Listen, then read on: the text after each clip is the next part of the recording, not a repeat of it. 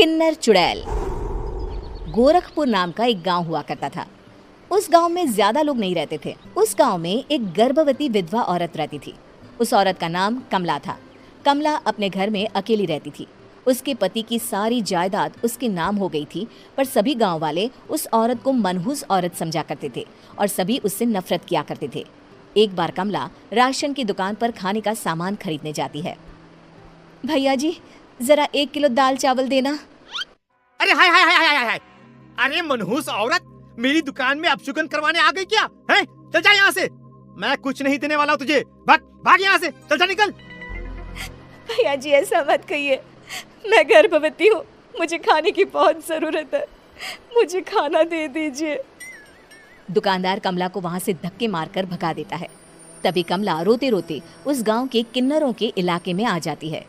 गांव वाले किन्नरों को उसी इलाके में रखा करते थे, क्योंकि वो लोग किन्नरों को पसंद नहीं करते थे और उनके इलाके में रहने से मना करते थे। तो किन्नरों ने उसी गांव में अपना एक इलाका बना लिया था।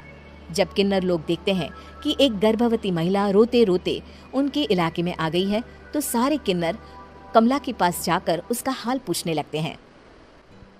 क्या हुआ बहन, तुम्हारी गर्भवती अवस्था में इतनी बुरी हालत कैसे? तुम रो क्यों रही हो? तुम डरो मत, हम तुम्हें कोई नुकसान नहीं पहुंचाएंगे। तुम शांत होकर सब बताओ कि हुआ क्या है। मैं कमला हूँ, मैं गांव के दूसरे इलाके से आई हूँ। 2 महीने पहले ही मेरे पति की मौत हुई है।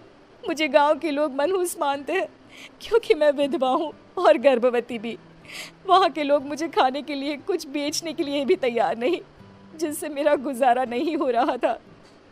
कोई बात नहीं कमला, हम तुम्हारा ख्याल रखेंगे। किन्नर लोग कमला को एक खाली घर में रहने के लिए जगह दे देते हैं और उसकी देखभाल भी करते हैं। कुछ ही महीने बाद कमला अपने बच्चे को जन्म देती है, पर अफसोस, कमला बच्चे को जन्म देते ही अपनी जान गंवा देती है। जब सब किन्नर बच्चे को देखते हैं तो बहुत खुश हो जाते हैं, क्योंकि वो बच्चा भी किन्नर ही था। कमला ने एक किन्नर बच्चे को जन्म दिया था। अब इस बच्चे की देखभाल कौन करेगा? हम तो इस बच्चे को गांव के दूसरे इलाके में भी नहीं भेज सकते। और तो क्या हुआ, इस बच्चे की माँ नहीं रही तो हम इसे पालेंगे। अब ये हमारे इलाके में रहेगा, हमारे साथ रहेगा। फिर वो किन्नर उस किन्नर बच्चे को गोद ले लेते हैं, उसका नामकरण कराते हैं। उस किन्नर बच्चे का नाम शक्ति रखा जाता है। देखते ही देखते शक्ति बड़ी होने लगती है। उसके रंग रूप बहुत सुंदर थे। वो बहुत सुंदर किन्नर दिखती है। एक दिन शक्ति एक किन्नर से पूछती है, माँ जी सुनिए ना, ये गांव के दूसरे इलाके में भी तो लोग रहते हैं, तो हम वहाँ क्यों नहीं जाते? हम उनसे अलग क्यों रहते हैं? शक्ति, क्योंकि वो लोग हमारे जैसे नहीं, वो लोग हमें पसंद नहीं करते, इसीलिए हम उनसे अलग रहते हैं। क्यों? वो हमें क्यों पसंद नहीं करते? मुझे एक बार उस इलाके में जाना है, मैं एक बार वहाँ जाकर घूम कर आऊँ। शक्ति, खबरदार, जो तू उस इलाके में कभी भी गई तो अपनी जान नहीं गंवाना चाहती तो उस इलाके में कभी कदम भी नहीं रखेगी, समझी? इतना कहकर वो किन्नर वहाँ से चली जाती है। शक्ति उस किन्नर की बात सुनकर बहुत रोती है। माँ जी, ऐसा कैसे कह सकती है? उन्होंने इतनी सी बात के लिए मुझे इतना डांटा। अब तो मैं उस इलाके में जरूर जाऊंगी। फिर एक दिन शक्ति गांव के दूसरे इलाके में चुपके से जाती है। ये लोग तो हमारे जैसे ही इंसान हैं, तो ये हमसे नफरत क्यों करते हैं? जब शक्ति उस इलाके में पहुंचती है तो गांव के सारे आदमी उसके रूप से मोहित हो जाते हैं। वो लोग ये अंदाज़ा नहीं लगा पाते कि वो किन्नर है। शक्ति की सुंदरता देखकर सारे गांव वाले उसकी तारीफ करने लगते हैं। तभी गांव का चक्कर लगाने गांव के जमींदार का बेटा हर्ष वहां पहुंचता है। हर्ष भी दिखने में बहुत सुंदर होता है। जब हर्ष ने शक्ति को देखा तो वो भी उससे मोहित हो गया, और जब शक्ति की नज़र हर्ष पर पड़ी तो वो हर्ष को देखकर मोहित हो गई। आपको पहले कभी इस गांव में देखा नहीं। इस गांव में आप नए हैं क्या? जी नहीं, वो मैं बस। तभी शक्ति बोलते बोलते रुक जाती है और मन में सोचने लगती है, अगर मैंने इनको बता दिया कि मैं दूसरे इलाके से आई हूँ तो वो समझ जाएंगे कि मैं किन्नर हूँ, इसलिए मुझे इनसे झूठ ही बोलना पड़ेगा। शक्ति हर्ष को कहती है, जी हाँ, मैं इस गांव में नई आई हूँ, यहाँ अकेली रहती हूँ। वैसे आप कौन है? आप भी इसी गांव में रहते हैं? जी हाँ, मैं इस गांव के जमींदार का बेटा हूँ। आपको किसी भी चीज की जरूरत पड़े तो आप मुझे बता देना, मुझे अच्छा लगेगा। ऐसे ही शक्ति और हर्ष एक दूसरे से रोज मिलने लगते। वो दोनों अपने प्यार का इजहार करने एक दूसरे से मिलने जाते हैं। तभी शक्ति का पीछा करते करते एक किन्नर वहां आ जाती है। शक्ति, शक्ति, मैं तुमसे बहुत प्यार करता हूँ। मैं तुमसे शादी करना चाहता हूँ।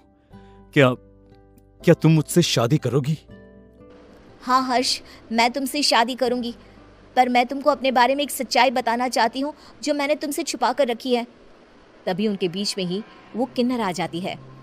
शक्ति, तेरी हिम्मत कैसे हुई ऐसा करने की? वो किन्नर शक्ति को खींचकर गांव के जमींदार के पास ले जाती है। हर्ष भी वहां शक्ति को बचाने के लिए पहुंच जाता है। जमींदार शक्ति और हर्ष के प्यार के बारे में सुनकर गुस्से में आ जाता है और शक्ति को गांव के बाहर निकालने की सजा देता है। शक्ति ये बात सहन नहीं कर पाती और कुएं में कूदकर अपनी जान दे देती है। जमींदार हर्ष की शादी गांव की एक लड़की से करवा देता है, पर हर्ष इस शादी से खुश नहीं होता।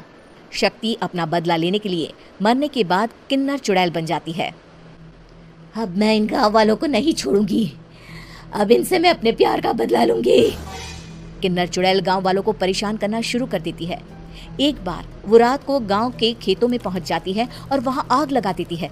सारी फसल जल के राख हो जाती है। जब एक आदमी रात को उठकर देखता है कि खेत में आग लग गई है तो वो वहां पहुंच जाता है। वो देखता है कि खेतों के बीचों बीच एक किन्नर चुड़ैल खड़ी है और वहां खड़े होकर ताली बजा रही है। गांव वाला किन्नर चुड़ैल को देखकर बेहोश हो जाता है। जब सुबह उस आदमी को होश आता है तो वो सीधा जमींदार के पास जाता है।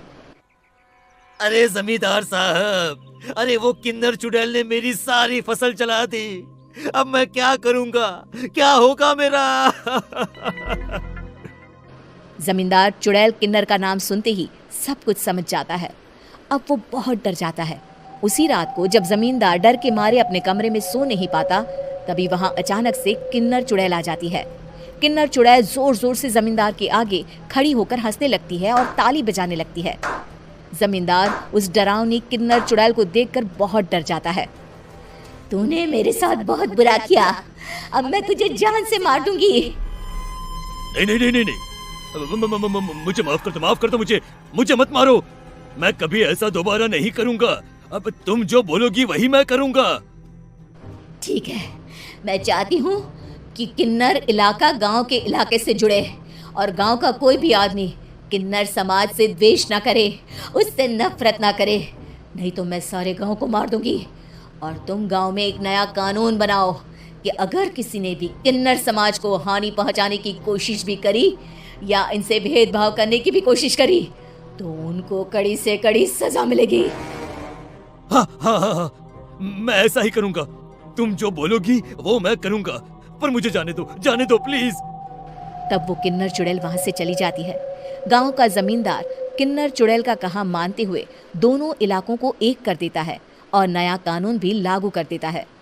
तब से वहां किन्नर समाज और बाकी गांव वाले शांतिपूर्वक रहने लगते। उम्मीद है कि आपको हमारी ये कहानी पसंद आई होगी।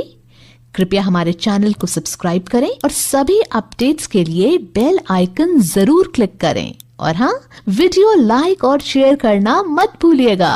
Bye bye.